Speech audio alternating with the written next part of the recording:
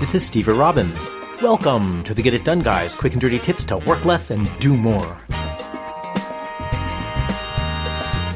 It causes me great anguish to admit it, but sometimes you actually can't work less and get more done. Some things just take a certain amount of work. If you're willing to make lemonade out of all of the lemons that life handed you, for example, you just have to squeeze a lot of lemons. No matter how smart you work, life simply demands that you squeeze all those lemons completely, even if you're allergic to lemons and they make you sneeze. Life can be cruel. Even when there's no real way to work smarter, sometimes you might be able to work faster, and you do that by finding ways to do things in parallel. Doing things in parallel means doing two things at the same time. Now, not actually at the exact same time. That would be multitasking, and thanks to the fine scientists at Stanford, we've known for almost 10 years that multitasking fries your brain and turns you into a semi-coherent vegetable. Doing things in parallel, however, means that progress is being made on two parts of a project at once. Consider babies. It takes 9 months to make one of those, and no matter how hard you try, it still pretty much takes 9 months. So if you want one, you better get started. And won't your schmoopy be surprised and just cry and cry and cry when you tell them the news? And I'm sure they're tears of joy, because what else would they be? But while you or schmoopy or your surrogate or your test tube are busy growing a baby, it all kind of happens, frankly, automatically. While baby is growing and forming and starting to become a living, breathing being that will someday be a teenager and blame you for all of its problems, you can spend your time knitting exciting clothes for baby, finishing your dissertation, and orchestrating the world's first version of Bach's Toccata and Fugue in D minor for strings and didgeridoo. And that, my friends, is parallelism. You're making a baby over the same span of time as you're making clothes, a PhD, and a musical masterpiece. Sometimes you can use automation to make things go parallel. If you run an online business and you do email marketing, sending out an email blast can take a few hours. That becomes a few hours that you can use to work on something else. Yet work is still getting done because the automated stuff happens at the same time as the manual stuff. You can also make things parallel by delegating. Automating is really just a special kind of delegation, and delegation is the ultimate parallelism.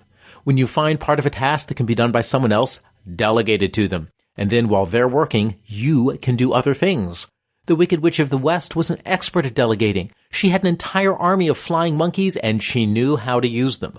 While they were hunting Dorothy and the Ruby Slippers, the Wicked Witch herself could be busy putting in place her plans to overthrow the wizard. If she'd had to hunt down Dorothy and then start planning her political career, it would have taken much, much longer.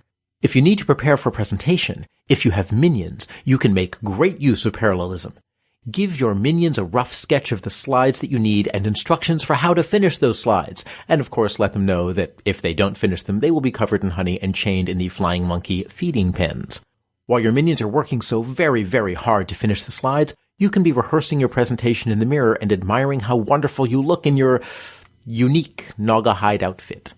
You'll be ready for the presentation far faster than if you'd done the slides yourself.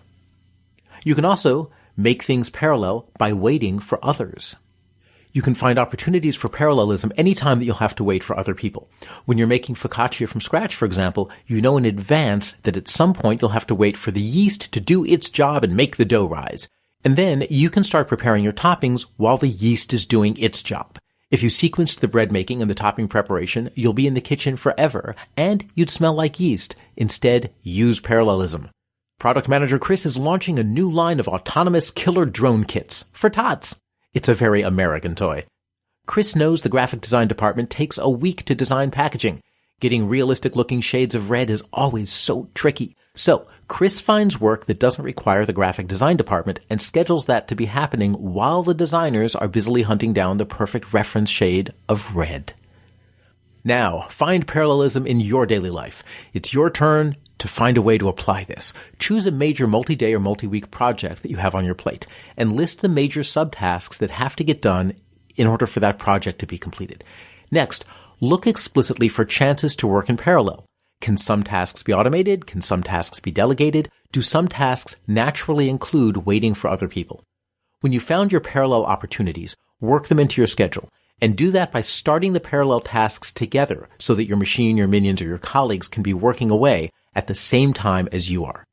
You don't have to get pregnant to enjoy the benefits of working in parallel. You can work faster by having things happen at the same time. When life gives you lemons, distribute them to a dozen minions to start squeezing. You'll get 12 minion hours worth of lemon juice in a single hour, and that's nothing to sneeze at. I'm Steve Robbins. Follow Get It Done Guy on Twitter and Facebook. Want some great keynote speeches on productivity, living an extraordinary life, or entrepreneurship? Hire me. Find me at steverrobbins.com and join my personal mailing list by texting Get It Done to 33444. Plus, I'll send along a copy of my secret book chapter on how to build relationships that help you succeed. Work less, do more, and have a great life.